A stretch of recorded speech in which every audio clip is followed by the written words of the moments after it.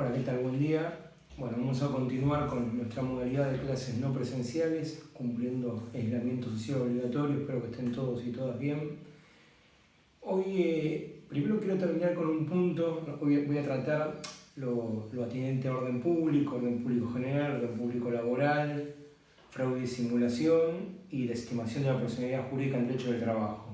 Pero previamente quiero tratar un punto de la clase anterior sobre fuentes, sobre la aplicación, la jerarquía de las fuentes, que no llegó a ser desarrollado en la profundidad que el tema merece. Y es importante que lo puedan estudiar, analizar, hacerme las preguntas que tengan y bueno, que lo consideremos.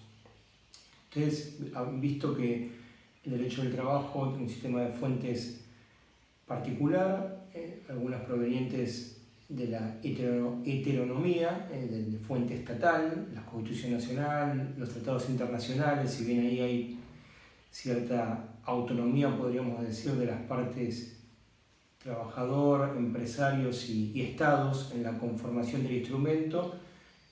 Me refiero a los convenios internacionales en materia de derecho del trabajo, los emanados de la OIT, la incorporación al derecho interno. Podríamos decir que también es de fuente heterónoma, proviene del Estado. El Estado debe ratificarlo por ley para que se incorpore al derecho interno. Y fundamentalmente las leyes, ¿no? Cuando veamos orden público, vamos a seguir considerando la importancia de la norma estatal en derecho del trabajo para regular las relaciones laborales. Pero también aparece determinada fuente autónoma, determinada o determinadas, pero creo que lo dije en singular porque estoy pensando en una en particular, que es el convenio colectivo de trabajo. La autonomía colectiva, la llamada autonomía colectiva, cuando los actores sociales regulan sus condiciones de trabajo a través de la negociación colectiva. El instrumento principal que emana de esta negociación es el convenio colectivo de trabajo, y subsidiariamente con un grado de importancia, diría, menor en nuestra materia, el contrato individual de trabajo. Es poco el espacio que queda al contrato individual de trabajo en una materia donde el orden público determina tanto, el orden público laboral justamente que vamos a ver. Ahora bien, estas fuentes por un lado tienen jerarquía entre sí, esto que es propio del derecho general, del derecho común, del derecho público.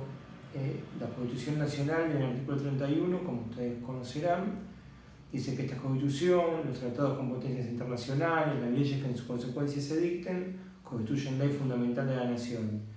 Y a partir de esto se ha elaborado un orden jerárquico de fuentes, un orden jerárquico que prioriza la Constitución, luego los tratados internacionales, junto con la Constitución, hoy en día los tratados sobre derechos humanos, o luego los tratados internacionales generales, en materia general de legislación, en nuestra problemática, en nuestra materia, en materia de cuestiones laborales, que son, como les decía, fundamentalmente los emanados de la Organización Internacional del Trabajo, pero no los únicos. A nivel local, hoy un poco caído su uso y con un menor interés, pero en materia regional, la Declaración Sociolaboral del Mercosur, la normativa emanada del Mercosur, de organismos regionales. Esto constituye norma fundamental, supralegal, luego las leyes, luego disposiciones del Poder Ejecutivo, podemos decir leyes en sentido amplio, decretos, la Convención Colectiva de Trabajo con la particularidad que enseguida vamos a ver, luego el contrato individual de trabajo. Este orden jerárquico en el derecho del trabajo tiene una aplicación bien diferente cuando se presenta una situación dada, que es aquella en la cual la norma inferior contiene disposiciones más favorables que la norma superior. Y esto es común, más que común en nuestra disciplina. Podríamos decir que es la única manera en que la norma inferior puede reglar. Si ubicamos tres normas principales, ley, convenio colectivo y contrato individual, el profesor Adrián Goldín suele decir que la ley es piso para el convenio colectivo. Es decir, el convenio colectivo de trabajo, el acuerdo colectivo que formulan trabajadores y empleadores, no puede tener cláusulas menos favorables que la ley. Y el convenio colectivo, a su vez, es piso para el contrato individual. Lo que los trabajadores pacten no puede contener un nivel de reconocimiento de derecho inferior al previsto en el convenio colectivo y en la ley. Uno va haciendo piso del otro.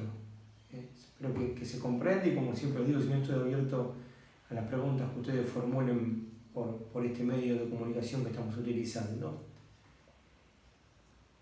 ¿En qué caso el orden jerárquico podría ser, diciéndolo vagamente, alterado? Cuando la norma inferior, que como les digo debería ser la regla, cuando la norma inferior contiene una solución más favorable que la norma superior. Esto se lo llama el principio de preferencia. El principio de preferencia o principio de norma más favorable, como comúnmente también se lo menciona, tiene prioridad respecto del orden jerárquico. Por ejemplo, cuando en el contrato individual el trabajador pactó un periodo de licencia vacacional de 20 días al año a partir del primer año de trabajo, esa norma individual prevalece sobre la norma legal que dispone que durante los primeros 5 años de trabajo el tiempo vacacional es de 14 días corridos. Cuando el convenio colectivo establece una jornada máxima de 7 horas, prevalece sobre la ley nacional en materia de jornada, la ley 11.544 y las normas de la LST, que dicen que la jornada máxima es de 48 horas semanales o de 8 horas diarias. Entonces, prevalece siempre la norma más favorable para el trabajador. Ahora, esto que dicho así parece bastante sencillo, merece también alguna explicación adicional. El artículo 9 de la Ley de Contrato de Trabajo establece un modo de realizar esta comparación para determinar cuál es la norma más favorable. Dispone que la comparación se debe realizar por instituciones. ¿Qué significa comparar por instituciones? Hay 3 modos en que podemos comparar 2 cuerpos normativos. Una ley con un convenio colectivo, un contrato individual con la ley, un convenio colectivo con la ley. Hay 3 grandes modos. El primero se denomina de conglobamiento total. Es de difícil determinación saber, conocer qué norma es más favorable si se tiene en cuenta toda la norma. Porque a esto apunta el conglobamiento total. ¿Vale? Considerar toda la ley, determinada ley, por ejemplo, toda la ley de contrato de trabajo, o toda la ley de enfermedades y accidentes en el trabajo, o la ley de riesgo de trabajo, y todo un convenio colectivo. Porque hay cláusulas muy diversas, entonces va a ser bastante dificultoso llegar a la conclusión de cuál es la norma más favorable y se tiene en cuenta toda la norma. Otro modo, en el otro extremo, digamos, en otra punta, es lo que se llama conglobamiento por acumulación. Conglobamiento por acumulación lo que hace es comparar individualmente cada cláusula de una norma y de la otra, de una norma y de la otra, que se refieran a los mismos puntos, a las mismas materias. Así se estaría creando de alguna manera una tercera norma, porque si hacemos una comparación tan desmenuzada, lo que se va a obtener va a ser un tercer cuerpo normativo que va a carecer de equilibrio interno. Es muy dificultoso asimilar tantas normas en forma tan automatizada. Hacer una división tan pequeña, cláusula con cláusula, y a partir de eso crear una nueva norma. El artículo 9 opta por una posición intermedia y que se presenta, la doctrina considera que es la más razonable y la que utiliza la jurisprudencia porque lo ordena la norma, que habla del conglobamiento por instituciones. ¿Qué significan instituciones en derecho del trabajo? No nos estamos refiriendo al concepto, si se quiere, constitucional o del derecho político de instituciones de la República. No, nos estamos refiriendo a los cuerpos normativos que dentro de una norma más extensa se refieren a un aspecto particular de la relación de trabajo y contienen varias normas referidas a ese aspecto, pero que tienen correlación entre sí a un solo aspecto. Por ejemplo, jornada de trabajo, salario, extinción, régimen de enfermedades y accidentes.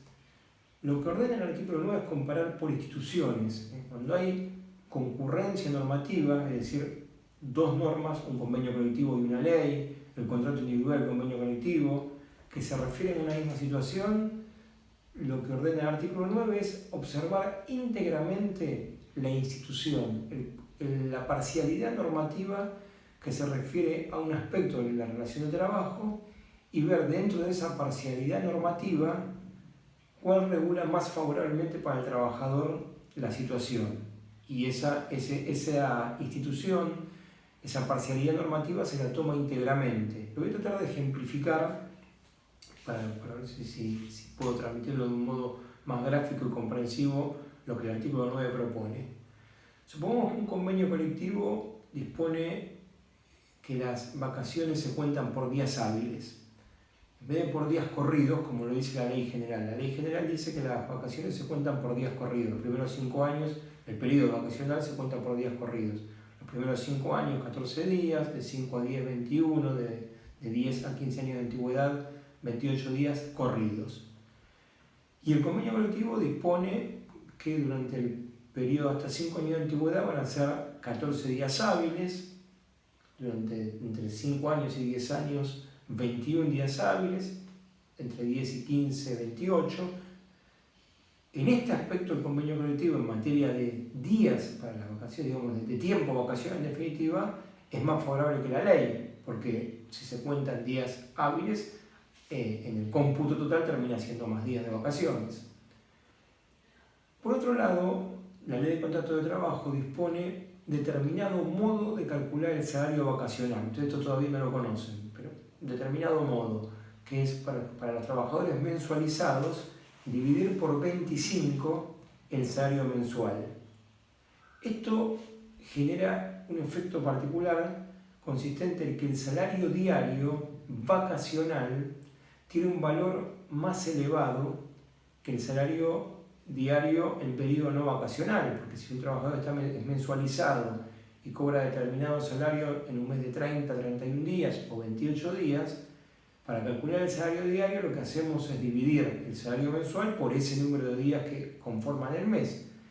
En cambio, si se divide por 25, un racional un poquito menor, el salario diario va a dar un valor algo mayor.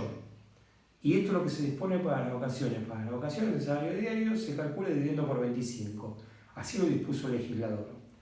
Volviendo a nuestro ejemplo, el convenio colectivo que contiene un modo de computar los días vacacionales no dice nada sobre la forma de calcular el salario. Si no dice nada, habría que estar en la regla general, que es dividir por la cantidad de días del mes. Bueno, ¿qué nos diría la teoría por acumulación? Tomar los días del convenio colectivo de trabajo más favorables y el modo de calcular el salario de la ley más favorables. Esto no acepta el artículo 9. El artículo 9 de la ley de contrato de trabajo dispone que hay que tomar íntegramente la institución. Es decir, todas las normas referidas a vacaciones del convenio colectivo o todas las normas referidas a vacaciones de la ley de contrato de trabajo, y ahí determinar cuál es la más favorable. Probablemente, sobre todo si es un periodo extenso de vacaciones, lleguemos a la conclusión que la más favorable, en el ejemplo que estamos dando, es la del convenio colectivo, porque hay una mayor cantidad de días de descanso, aunque se abonen en una forma un poquito inferior, que dé un resultado económico por día un poquito inferior. Pero lo que no acepta el artículo 9 es tomar un aspecto de las vacaciones del modo que está regulado en el convenio colectivo y otro aspecto del modo en que está regulado en la ley. Hay que tomar íntegramente toda la regulación de vacaciones de la ley o del convenio colectivo. Bien, esto, ¿cuándo tiene una excepción? Y lo vamos a ver enseguida en más detalle cuando estudiemos el orden público. Tiene una excepción cuando la cuestión es de orden público general. Hay en derecho al trabajo cuestiones de orden público general que no pueden ser dejadas sin efecto, no pueden ser soslayadas, ni aun cuando la solución de la norma inferior pueda resultar más favorable para el trabajador. Por ejemplo, en materia de capacidad de las personas. La capacidad para trabajar, realmente 16 años en nuestro país, para poder contraer el contrato de trabajo, es una cuestión de orden público general. Por lo tanto, alguien no podría alegar que se logró un contrato válido con un menor de 14 años o de 15 años e invocar, bueno, pero la persona necesita trabajar, es un modo de ganarse el sustento vital, por lo tanto es más favorable para el trabajador. Acá hay una cuestión de orden público general. Cuando la cuestión es de orden público general, no puede ser dejada sin efecto por las partes, ni aún invocando el principio de norma más favorable. El principio de norma más favorable tiene un freno, tiene una limitación, cuando la cuestión es de orden público general. Y esto me introduce al tema principal de hoy, que es el orden público. Vamos a referir al orden público. Al orden público general y al orden público laboral. El orden público es una institución, un concepto general de derecho, que el derecho común lo elaboró el derecho civil desde hace siglos. Los autores civilistas se ocuparon intensamente de determinar que en las normas jurídicas del derecho privado no debemos confundir orden público con derecho público. El derecho público, como ustedes conocen seguramente, se aplica a la relación de los particulares con el Estado. El derecho individual del trabajo que nosotros estamos estudiando es fundamentalmente parte del derecho privado. Lo que sucede es que tiene una gran cantidad de cláusulas, una mayoría de normas de orden público, en general de orden público laboral. En el derecho común y orden público se refiere a determinados principios, determinados valores que se consideran fundamentales para un desarrollo armonioso de la vida en sociedad y que no pueden ser dejados de lado por los particulares en sus pactos individuales, en sus contratos. Puede tener que ver con la vida, con la libertad, con la propiedad en alguna medida. Pero en el derecho común, el orden público en general deja un amplio espacio para la voluntad de las partes, para la autonomía privada. Si lo graficamos en círculos, podríamos decir que si el orden público en derecho civil es este círculo, el espacio para la autonomía de la voluntad es un círculo muchísimo más extenso, bien alejado del orden público. Hay un gran espacio para la autonomía de la voluntad, a punto tal que la autonomía de la voluntad privada constituye un principio del derecho común. En cambio, en nuestra materia, en el derecho laboral, el orden público abarca un amplio espacio, mucho más amplio, dejando un pequeño margen a la autonomía de la voluntad. Pero se realiza una distinción en nuestra materia entre orden público general y orden público laboral. ¿Qué diferencia tiene el orden público laboral con el orden público general? El orden público general tiene que ver con el carácter absolutamente imperativo de la norma. Serían expresiones equivalentes, orden público general y norma imperativa. ¿Por qué orden público general o norma imperativa? Porque no puede ser dejada de lado en ningún sentido por los particulares, ni hacia un lado ni hacia el otro, ni para beneficiar una parte, ni para generar una norma peyorativa respecto de una de las partes. En cambio, el orden público laboral puede ser dejado sin efecto, y de hecho lo que sucede en la práctica, en determinado sentido. Ustedes ya lo deben estar imaginando. ¿En qué sentido? En sentido más favorable para el trabajador.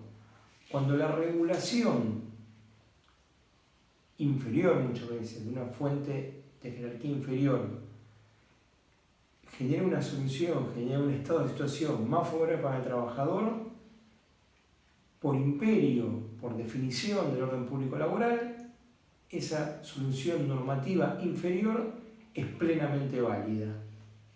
Se presentan ejemplos a diario en esto. En materia de remuneraciones, según las diferentes fuentes, encontramos diferentes niveles de remuneración. Salario mínimo vital y móvil para todos los trabajadores, para todos los trabajadores del sector privado, pero dado que está en la Constitución Nacional, digamos que para todos los trabajadores públicos o privados. Luego, salario de convenio. Los convenios colectivos de trabajo determinan en general valores salariales que por regla, por definición, deben estar por encima del salario mínimo vital y móvil. Y luego, remuneración determinada por escrito, formalmente, o de hecho, como uso, como costumbre, por la praxis diaria de las relaciones, por las partes individualmente, que van a ser superiores al salario mínimo vital y móvil y a la remuneración prevista en el convenio colectivo de trabajo. Bueno, ¿qué conclusión se obtiene de este ejemplo? Que la remuneración es una cuestión de orden público laboral, no de orden público general. Lo que no permite el legislador o lo que no permite la Convención Colectiva de Trabajo es perforar a la baja el piso impuesto por alguna de estas normas, pero sí hacia arriba, ¿sí? Hacia arriba. De nuevo, aún en el marco de cuestiones de orden público laboral, aparecen algunas cuestiones siempre vinculadas con el interés general. Lo dejo por ahora acá y enseguida lo vamos a ver cuando hablemos de determinada característica de orden público, es el orden público económico. Un sector importante de la doctrina habla hace algún tiempo, unas décadas ya, de orden público económico, que establecería una limitación a los actores sociales, cuando digo a los actores sociales me estoy refiriendo a los sujetos colectivos, a los sindicatos y a las empresas, para disponer determinadas regulaciones aún más favorables para el trabajador por encima de la ley, pero que no podrían tener imperatividad por afectar el orden público económico. Entonces, volviendo al punto central, el orden público laboral hacia la esencia del derecho del trabajo. La inmensa mayoría de las instituciones lo que hacen es establecer mínimos inderogables que se considera lo que hace a la dignidad del trabajador, a una sociedad que se desarrolle con un grado aceptable de justicia social, determinado nivel salarial, determinado derecho al descanso, determinado descanso tanto semanal, diario o anual para las vacaciones, determinados poderes para el empleador. Al empleador se le reconocen poderes, lo vamos a estudiar cuando veamos poderes del empleador y derechos y deberes de las partes. Ahora, estos poderes, por ejemplo, sí revisten un carácter en cierta medida supletorio, lo que sería el derecho civil supletorio o facultativo. El empleador lo puede utilizar o no, el empleador puede o no ejercer el poder disciplinario, el empleador puede o no alterar ciertas condiciones en el contrato de trabajo, algunas de las facultades que el ordenamiento reconoce. Pero cuando los utiliza, también van a aparecer y aparecen normas de orden público laboral que obligan a ejercerlo con determinados niveles de discrecionalidad, con límites fundamentalmente. El derecho del trabajo tiene esta dinámica de reconocer un poder, en general empleador, que tiene el poder de organización y de dirección, pero enseguida establecer el límite. Y dentro de esta temática general del orden público, como derivación del principio protectorio, aparecen los llamados medios técnicos jurídicos. La clase de hoy, ustedes verán cómo está presentada en el cronograma que utilizamos, habla de medios técnicos jurídicos del derecho del trabajo. ¿Qué son los medios técnicos jurídicos? Los medios técnicos jurídicos son las herramientas a través de las cuales las partes en el derecho del trabajo, el empleador y el trabajador, van a desarrollar el vínculo laborativo logrando la eficacia de los principios del derecho del trabajo y del orden público. Estas herramientas, estos medios técnicos jurídicos, son eminentemente, como su nombre lo indica, de carácter jurídico, ¿sí? Provienen de la legislación. La legislación establece determinados modos para hacer efectivo los principios del derecho del trabajo y el orden público, porque de nada serviría declamarlo como principio si no hay un modo particular, expreso, de hacerlo efectivo. Entonces, la mayoría de los medios técnicos jurídicos son estrictamente jurídicos, aunque también hay otros que tienen que ver con la autonomía colectiva, la negociación colectiva y la intervención del Estado en las relaciones laborales. Vamos a ver tres grupos de medios técnicos: jurídicos, colectivos e intervención del Estado en las relaciones laborales. Los estrictamente jurídicos, los medios técnicos estrictamente jurídicos, bueno, primero justamente el principal es el orden público. El orden público constituye un medio jurídico a través del cual se va a preservar la vigencia del principio de protección. Está regulado principalmente en la Ley de Contrato de Trabajo en el artículo 7, también el 12 y también el 13. El 12 lo vimos cuando vimos irrenunciabilidad, y el artículo 13 que ahora vamos a considerar cuando habla de sustitución de cláusulas nulas. El artículo 7 de la Ley de Contrato de Trabajo dispone que las cuestiones que están previstas en la ley prevalecen sobre el convenio colectivo, las que están previstas en el convenio colectivo prevalecen sobre el contrato individual. En lo que hablábamos antes, establece un orden de prelación de orden público que solo puede ser dejado de lado por la fuente inferior cuando lo regula, lo establece de un modo más favorable para el trabajador que la fuente superior. Por su parte, el artículo 7 del mismo número de la Ley 14.250, de la Ley de Negociación Colectiva, dispone que las cláusulas de convención colectiva serán obligatorias cuando sean homologadas, tendrán efecto erga omnes, y siempre que contengan una solución más favorable que la ley. El principio general es que los actores sociales, los sindicatos y las empresas, al negociar colectivamente, deben establecer derechos superiores a la ley. Ese es el sentido de la negociación colectiva. Sin embargo, hace ya algunas décadas, desde la década del 90, se han establecido unas pocas cláusulas que habilitan lo que se llama la disponibilidad colectiva. ¿Qué significa la disponibilidad colectiva?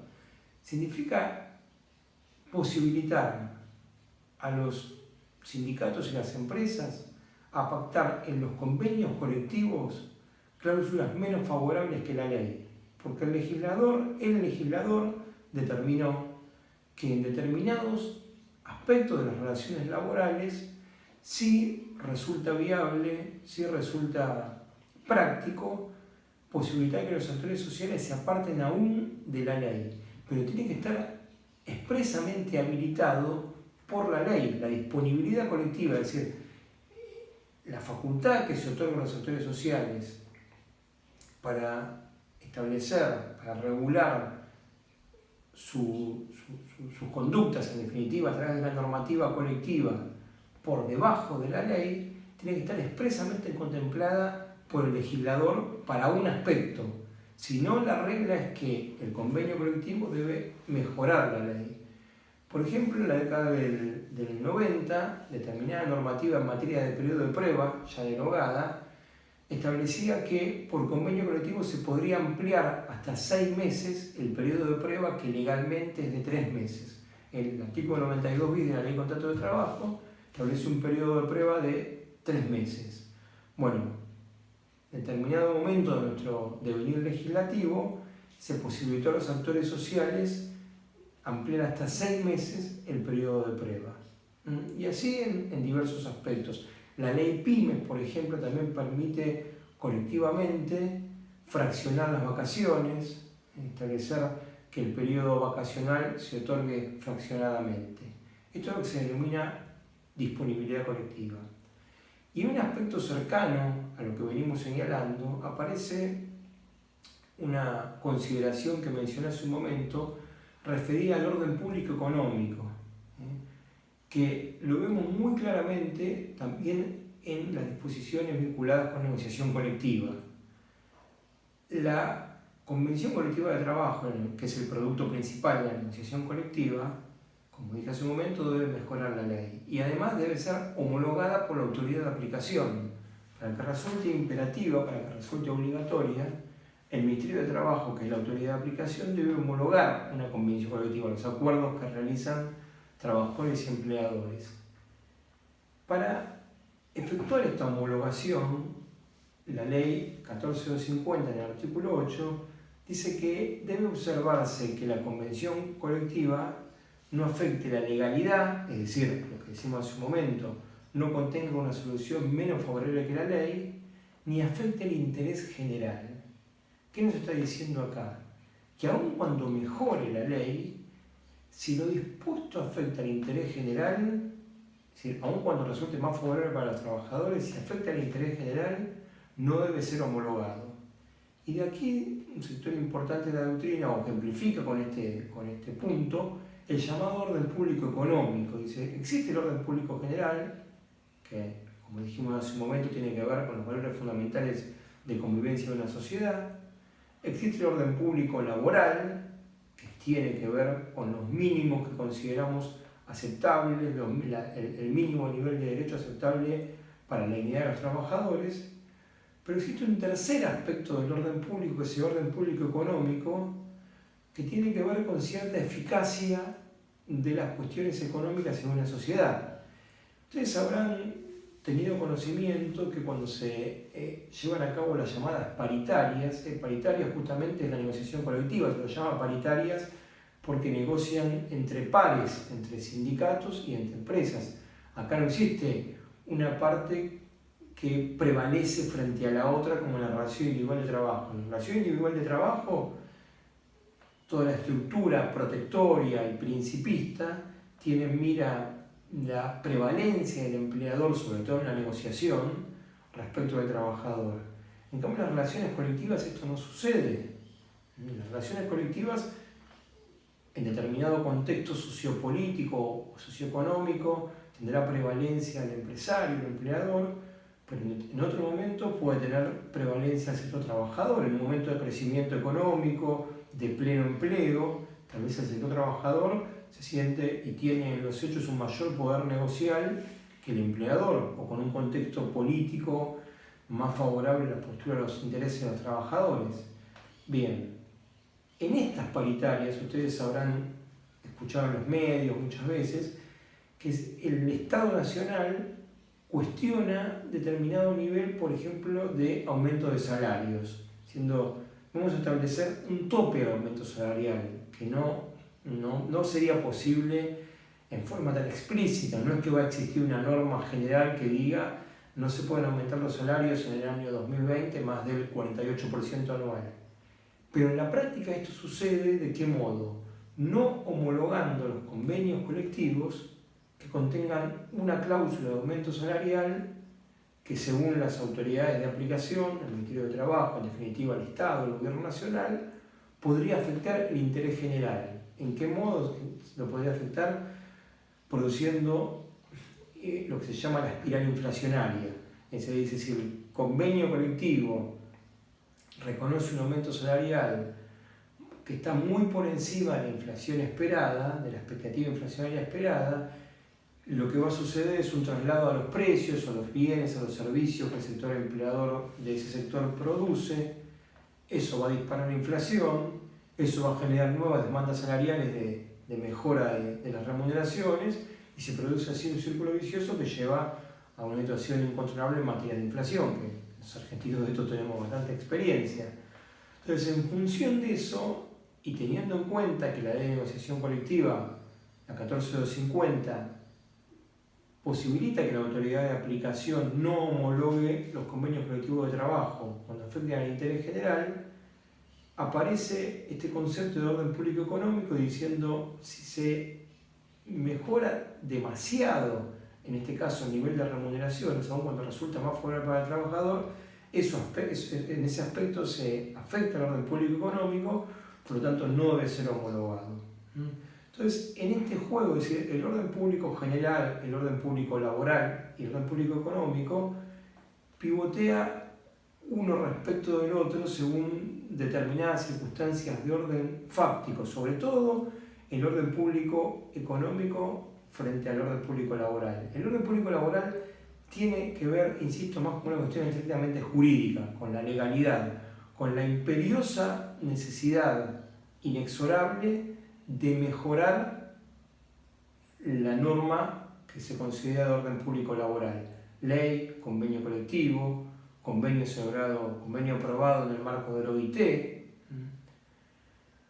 ¿Qué sucede cuando, no obstante, porque de esto se trata en los medios técnicos jurídicos, no obstante toda esta ingeniería normativa, igual se violenta el orden público, es decir, en una relación, por ejemplo, privada de trabajo, empleado y trabajador pactan, de hecho, probablemente, no hace falta que exista un contrato escrito, de hecho, una jornada superior a la máxima legal, por ejemplo, de 10 horas diarias. Bueno, el artículo 13 nos da una solución que tiene que ver también con algo muy propio del derecho del trabajo, que es buscar mantener el contrato a toda costa, el principio de continuidad del contrato, también lo menciona el artículo 10. El principio de continuidad, lo que busca el legislador laboral es que aun cuando existe una cláusula inválida, porque afecta al orden público, el contrato se mantenga. Entonces el artículo 13 lo que dispone es la sustitución automática de cláusulas nulas. ¿Qué significa sustitución automática de cláusulas nulas? Que el contrato sigue vigente, pero en el aspecto que ha sido menoscabado el orden público laboral, en el ejemplo que estábamos dando en jornada, el contrato de trabajo de hecho está funcionando para las partes individuales en base a una jornada superior a la máxima legal permitida, bueno, esa queda automáticamente sustituida por la cláusula de orden público que dice que la jornada máxima es de 8 horas diarias o 48 horas semanales. Entonces, ¿qué va a suceder en la práctica? Que el trabajador va a poder exigir en determinado momento que ese tiempo trabajado en exceso sea abonado como hora extra. Y el empleador no va a poder invocar, bueno, no, pero pactamos un salario bastante elevado porque teníamos en cuenta que la jornada era de 10 horas. Porque está prohibido esa cláusula es nula. Y en ese aspecto queda modificado el contrato, solo en ese aspecto. Aunque tenga un salario bastante superior al salario de convenio de la actividad, por ejemplo, y pueda pensarse que se estableció ese salario superior porque se había tenido en mira una jornada de 10 horas, dado que esa jornada de 10 horas es inválida, lo que queda nulidificado es la jornada de 10 horas, no el superior salario. Lo que se sustituye es solamente la cláusula nula. Eso es lo que dispone el artículo 13. Entonces, el orden público y la sustitución de cláusulas nulas de las que afectan al orden público es un medio técnico jurídico que hace efectivo el principio de protección, el principio de norma más favorable, el orden público laboral.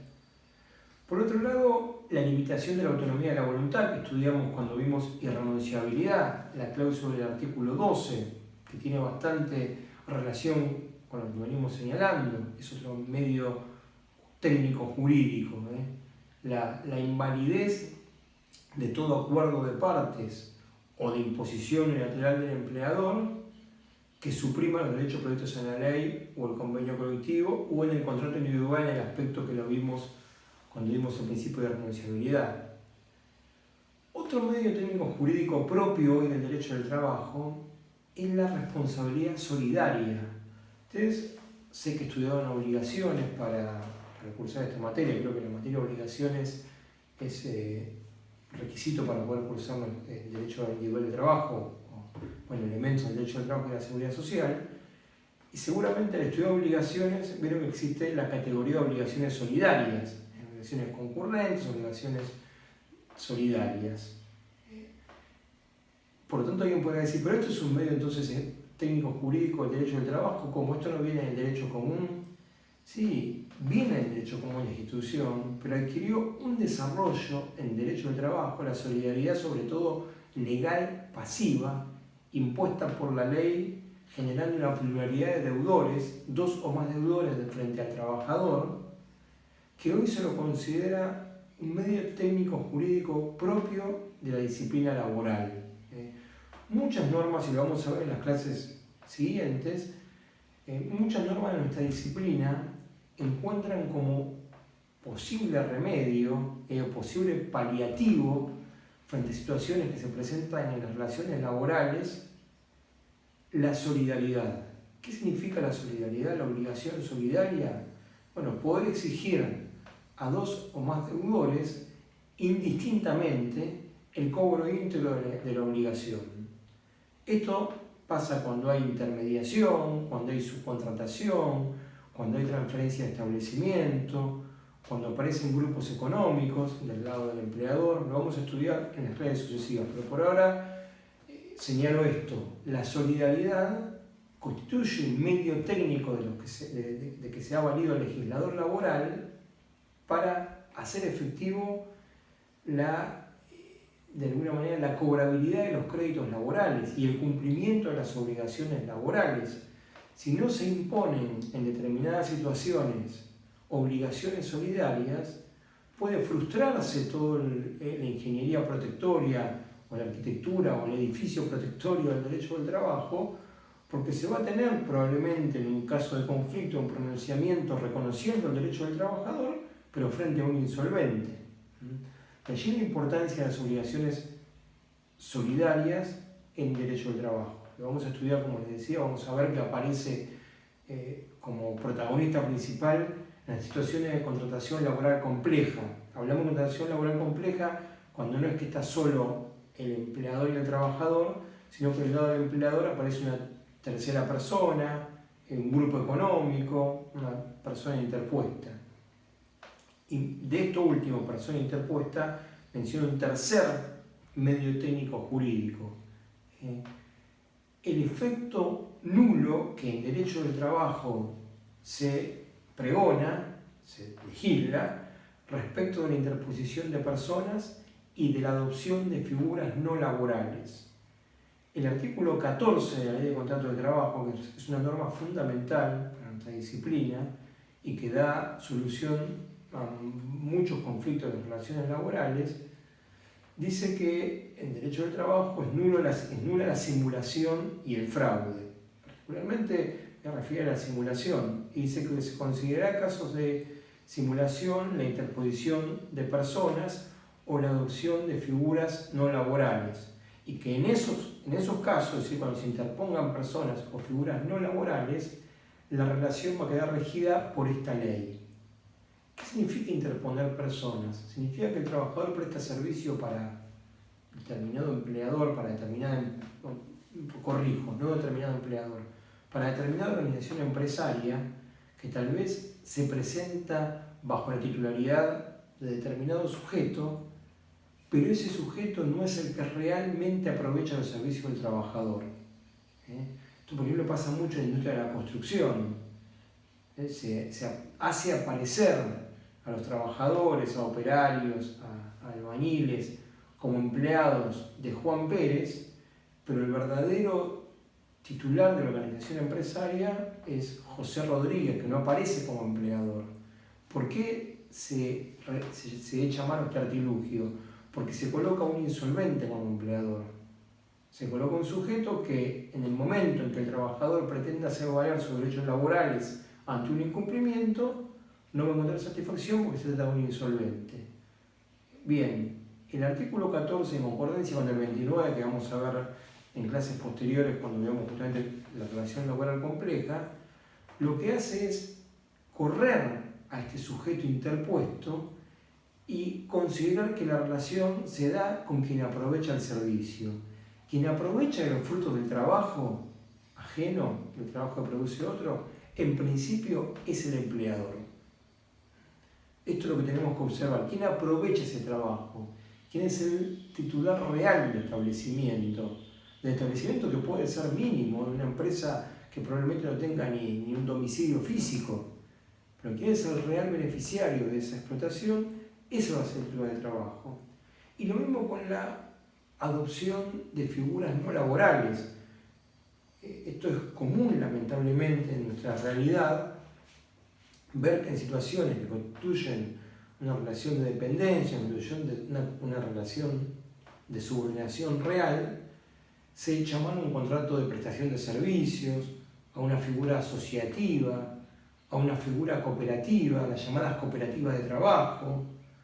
Bueno, cuando se echa mano a esta figura, es decir, aparece justamente en apariencia, en lo formal, esta figura, pero en realidad hay instrucciones dadas por un sujeto hacia otro, determinación de la jornada, pago en definitiva de lo que es un salario, no se genera una real distribución comunitaria del ingreso, como debería suceder, por ejemplo, en una cooperativa genuina, en una cooperativa real.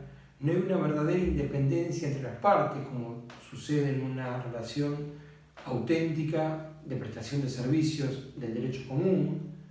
Cuando esto sucede, automáticamente esa relación, automáticamente quiero decir imperativamente, va a estar regida por las normas laborales. Por eso se habla de la imperatividad del tipo legal. El tipo legal se impone imperativamente. Yo diría que en un doble aspecto. Laboral frente a las figuras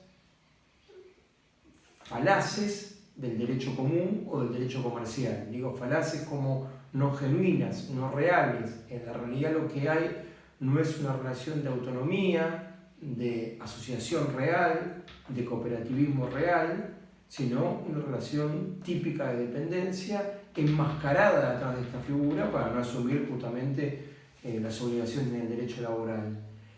Y ya dentro, en la interna del derecho del trabajo, dentro de nuestra disciplina, también se impone el contrato, la figura contractual que se privilegia, que es el contrato por tiempo indeterminado, frente a modalidades contractuales de excepción, como el contrato eventual, el contrato a plazo fijo, aún el contrato de temporada. El legislador privilegia una modalidad contractual que es el contrato por tiempo indeterminado. Si la necesidad por la cual es contratado un trabajador es permanente, no va a resultar viable invocar un contrato a plazo fijo para disolver con una indemnización reducida o un contrato eventual para disolver sin indemnización. También lo vamos a ver en detalle cuando veamos las modalidades contractuales justamente. Pero sepan desde ya entonces que lo que se impone por principio de privacidad de la realidad, que se estudia cuando estudiamos principios, es la realidad subyacente de la relación laboral con intrascendencia de la figura que hayan adoptado las partes, de la figura fundamentalmente no laboral, o con intrascendencia del modo en que lo califiquen. El artículo 21, cuando define el contrato de trabajo, él dice que haber relación de trabajo, una persona presta servicio a otra, que la dirige, a cambio de una remuneración, termina diciendo con intrascendencia o con independencia del modo en que lo calificaran las partes. No le interesa a quien tiene que resolver una situación, un conflicto de índole laboral, cómo lo calificaron las partes. La Corte, en un relevante fallo vinculado a la remuneración, el caso Pérez Condisco del año 2009, dice que no interesa el nomen iuris, no interesa el nombre jurídico, sino la relación sustancial, lo que pasó en los hechos. Al derecho del trabajo le importa más la realidad que las formas. Bien, esto en cuanto a medios técnicos jurídicos estrictamente dicho, en sentido estricto desde lo jurídico. También la estabilidad en el empleo, que estudiamos cuando vimos la Constitución como fuente de derecho del trabajo, la estabilidad también es un medio técnico jurídico. Que el trabajador tenga determinada estabilidad permite exigir derechos al trabajador.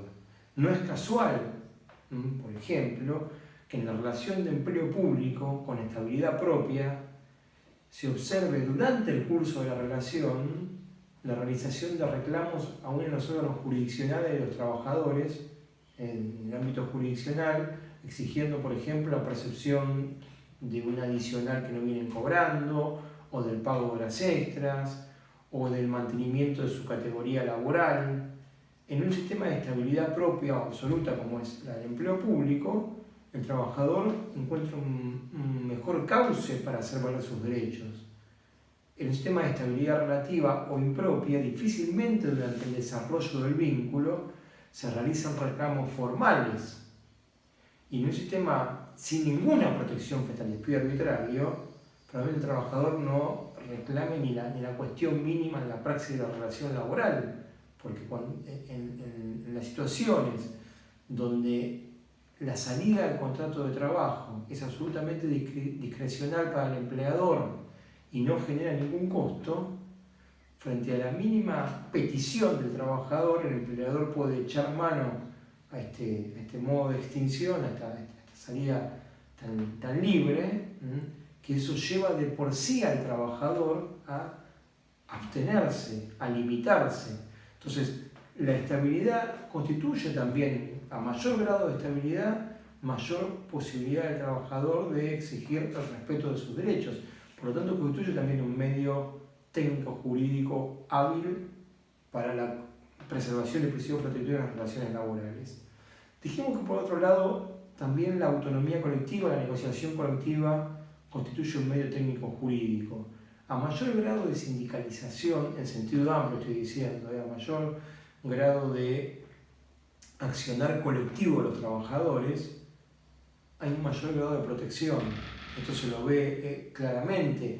Los trabajadores de importantes industrias que se organizan con mayor facilidad colectivamente logran protección a través de la negociación colectiva que no se observa en casos de colectivos, permítaseme repetir la palabra, de conjunto de trabajadores que encuentran muy dificultada su organización como tales. Por ejemplo, los trabajadores de casas particulares que no están en el mismo establecimiento, por lo tanto tienen escasas posibilidades de sindicalización, no porque no lo posibiliten, no porque no exista la posibilidad legal, sino porque no se da en los hechos. A partir de esto el Estado se ha visto la obligación en estos sectores que no están colectivamente organizados con un grado suficiente de dictar estatutos que regulen la actividad, porque la concreción de convenios colectivos en sectores que no se encuentran organizados sindicalmente, es mucho más dificultosa. El reconocimiento de la autonomía colectiva y fundamentalmente el reconocimiento del derecho de huelga y su posibilidad de ejercicio constituye un medio técnico que tiende también al mayor respeto de derechos. Y en tercer lugar, medios técnicos jurídicos propiamente dicho, actividad colectiva o medios provenientes de la autonomía colectiva. En tercer lugar aparece la actividad del Estado. El Estado interviene en forma activa, protagónica en las relaciones laborales, observando el cumplimiento de las normas de orden público general y las normas de orden público laboral. En esto se diferencia nuevamente del derecho privado en general. El Estado no observa, por ejemplo, si los locatarios pagan en término los alquileres de la vivienda, del local, del lugar que ocupan en el marco de un contrato de locación de derecho privado. En cambio, el Estado sí controla, la Inspección de Trabajo sí controla o debe controlar que se paguen en términos los salarios o que no se trabaje en exceso a la jornada legal, o que el trabajador se encuentre debidamente registrado. La inspección del trabajo, la llamada inspección del trabajo, lo que hace es, en forma práctica, en forma activa, visitar los lugares de trabajo, observar el cumplimiento de las normas laborales, elaborar actas, llamadas actas de inspección, en los casos que observe incumplimientos, y perseguir con multas de carácter pecuniario en los casos de incumplimiento a los empleadores, para por un lado penalizar, pero por otro lado disuadir e instar al cumplimiento de las normas en materia de derechos laborales. La Inspección del Trabajo tiene un papel fundamental, por esto que decíamos en su momento, por la dificultad que encuentra el trabajador individual para exigir, para reclamar en el marco de la relación de trabajo vigente. Como último punto en este módulo del cronograma, que lo consideramos hoy un medio técnico jurídico, también la doctrina lo viene así sosteniendo en el Tratado de Derecho del Trabajo dirigido por Mario Ackerman, el autor que se ocupa de la materia, que es el profesor Pablo Candal, juez del trabajo, juez del juego 26 del trabajo, se menciona la desestimación de la personalidad jurídica en derecho del trabajo. Y ustedes acá tienen un par de fallos de lectura obligatoria. Nuevamente, la desestimación de la personalidad jurídica constituye una creación, primero jurisprudencial y luego de reconocimiento, de recogimiento legal, que proviene de otras ramas del derecho, de otra problemática jurídica. Como ustedes conocen, las sociedades comerciales, las personas jurídicas en general y las sociedades comerciales en particular, tienen una personalidad jurídica diferenciada de sus miembros, de sus socios, de quienes la integran, que constituyen un centro de imputación normativa diferenciado. Por tal motivo, en principio, el actuar lícito de una persona jurídica no genera una responsabilidad para sus socios o directivos. Las sociedades, las personas jurídicas, digo demasiado las sociedades porque comúnmente en nuestra disciplina, en el derecho del trabajo, las relaciones laborales, las sociedades comerciales son las que asumen relaciones laborales, pero no exclusivamente, por supuesto, hay instituciones civiles o instituciones sin fines de lucro que también asumen relaciones laborales dependientes. Entonces, digamos, para ser genéricos, las personas jurídicas, actuando dentro de sus fines societarios, sus fines asociativos, actuando dentro del marco para el cual se les reconoció personalidad jurídica, no generan responsabilidad para sus directivos o socios. Sin embargo, se observó en el desarrollo, en la actividad de las personas jurídicas, la utilización de estas con llamados fines extrasocietarios, es decir, para realizar un cometido, para llevar a cabo un negocio, una finalidad, para lo cual no fue pensada la persona jurídica, o al menos para lo cual no fue por el legislador pensado el reconocimiento de la personalidad diferenciada. Por ejemplo, cuando en derecho de familia se observa que uno de los cónyuges, para de alguna manera extraer de la sociedad conyugal determinados bienes, crea una sociedad y hace aparecer como titular de esos bienes a esa sociedad, que es un tercero, probablemente de un testaferro, de un prestanombre, aparece como socio, para sacar de la sociedad conyugal del carácter ganancial de los bienes determinados bienes, determinadas propiedades, y de ese modo defraudar al cónyuge en un proceso de separación. Bien, esto en derecho del trabajo se apareció hace ya décadas, observándose la existencia de empleadores que bajo la figura de una persona jurídica lo que generaban era una imposibilidad de reclamo por parte de los trabajadores, de exigencia de sus derechos, en el momento en que buscaban hacer efectivo estos derechos. ¿De qué modo? Fundamentalmente creando sociedades infracapitalizadas, con un patrimonio que no resultaba suficiente para dar respuesta al cobro de los créditos laborales.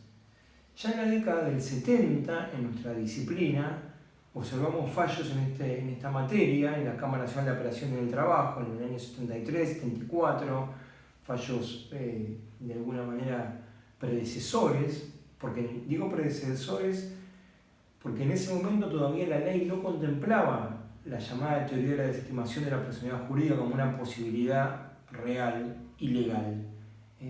Fallos que, observando que los que estaban detrás de los socios fundamentalmente, que estaban detrás de esa persona jurídica, aprovechaban a la persona jurídica para defraudar al trabajador, lo que hicieron fue extender la responsabilidad de la persona jurídica hacia los socios.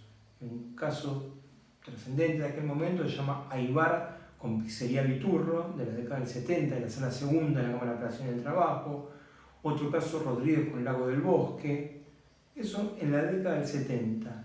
Ya en los años 80 se incorpora en la legislación, en la ley de sociedades comerciales, la regulación de esta llamada, la recepción de esta llamada teoría de la desestimación de la personalidad jurídica, también conocida como teoría de disgregar en inglés, o del corrimiento del velo societario. En el artículo 54 de la ley de sociedades se dice que cuando la sociedad se utilice con fines extrasocietarios para perjudicar a terceros o en fraude a la ley, se imputará la responsabilidad a los socios o controlantes que hicieran posible estas maniobras. Y mucho más avanzado en el tiempo, hace no tantos años, en el año 2015, en el Código Civil y Comercial unificado, en el artículo 144 se adopta una disposición similar para las personas jurídicas en general, ya no solo para las sociedades comerciales, sino para las personas jurídicas en general. Esto significa un gran avance porque provoca que en toda situación en que una persona jurídica de cualquier índole, comercial o civil, un consorcio de propiedad horizontal, por ejemplo, constituye una persona jurídica, el artículo 148 del Código Civil y Comercial enumera a las personas jurídicas. Los consorcios son personas jurídicas, una asociación civil sin fines de lucro, que incurra en fraude, en perjuicio a terceros, va a poder ser responsabilizada o se va a poder responsabilizar a sus socios, controlantes, directos o indirectos, funcionarios que hicieran posible este fraude personalmente, y se va a poder respecto del patrimonio personal de los integrantes de la persona jurídica. Esto en el plano legal. Ustedes tienen dos fallos para leer de la Corte, mejor dicho, uno de Cámara, la Cámara de Apelación del Trabajo, es que el caso no conocía Delgadillo o Yatel, pero tiene uno de estos dos, perdón, Delgadillo o Dukelsi. Delgadillo o Dukelsi de la Cámara de Apelación del Trabajo, y un caso de la Corte Nacional que se llama Palomeque con Benemet. La jurisprudencia nacional del trabajo proveniente de la Cámara del Trabajo ha sido muy receptora de esta teoría de la desestimación de la personalidad jurídica. Ha aceptado el corrimiento del velo societario y la responsabilidad de socios, miembros, directores de las personas jurídicas cuando se incurre en maniobras de fraude laboral. Y se consideró que constituye fraude laboral no registrar el vínculo, registrarlo en modo defectuoso, es decir, reconocer una fecha de ingreso posterior a la real o una remuneración inferior a la verdaderamente percibida. En todos estos casos, también cuando hay infracapitalización, cuando con una sociedad de muy escaso patrimonio se tiene un desarrollo económico no justificado, en todos esos casos se corrió el velo societario y se responsabilizó a socios o directores. La Corte Nacional, en cambio, en el año 2003, interviene en un caso Palomeque con Benemet y adopta una postura sumamente restrictiva, diciendo que las sociedades comerciales constituyen el motor de la economía y que el hecho de tener un empleado no registrado no resulta un supuesto de fraude de tal gravedad como para desarticular el velo societario. La Corte pretende, para aceptar la responsabilización de socios, porque de eso trataba en Palomeque, de socios, de perseguir a los socios de esa sociedad que se encontraba involucrada, dice: la sociedad tuvo que haber sido constituida para defraudar. Tiene que ser una sociedad pensada ya para cometer fraude. Es mucho lo que pide. Por ejemplo, no sé, debería ser una sociedad para producir cocaína, para producir estupefacientes, o una sociedad para realizar maniobras de fraude, constituida abiertamente para eso. Es un caso muy de excepción. No acepta, como sí aceptan, como recién les decía, la jurisprudencia laboral, que ante una conducta fraudulenta aislada, como puede ser tener un trabajador en negro o pagarle parte del salario en negro, se corre el velo societario y se condene a socios. Ahora bien, lo que es importante que ustedes tengan en cuenta y conozcan es que esta doctrina de la Corte del año 2013, es decir, de hace ya 17 años, no es en el ámbito nacional receptada prácticamente en lo absoluto. Las 10 salas que integran la Cámara de Apelaciones del Trabajo, entendiendo que la cuestión de la desestimación de la personalidad jurídica es una cuestión de derecho común, se apartan de esta jurisprudencia de la Corte, observando en aquellos casos que hay alguna situación de fraude en los términos que veníamos señalando, y responsabilizando a un director, a un funcionario o a un socio. Y cuando demandados, sociedades condenadas, han planteado ante la Corte recurso extraordinario, recurso de queja, diciendo los tribunales ordinarios están expidiendo en sentido contrario a la doctrina de la Corte en Palomeque con Benemet, la Corte mayoritariamente considera que esta es una cuestión que no habilita la instancia extraordinaria. Aplica lo que se conoce comúnmente como el 280, es decir, cuando la Corte no hable una queja en función del artículo del Código Procesal Civil y Comercial, el artículo 280, que dice que no hay suficiente grado de arbitrariedad como para abrir la queja, es una cuestión de derecho común, o en la Corte, en la mayoría de sus miembros hasta ahora, viene aplicando la imposibilidad de recurrir a esta máxima instancia para rever estos fallos de los tribunales inferiores, los tribunales ordinarios, que sí aceptan la extensión de la responsabilidad jurídica, el corrimiento del deber societario y el derecho al trabajo para todo caso de fraude laboral.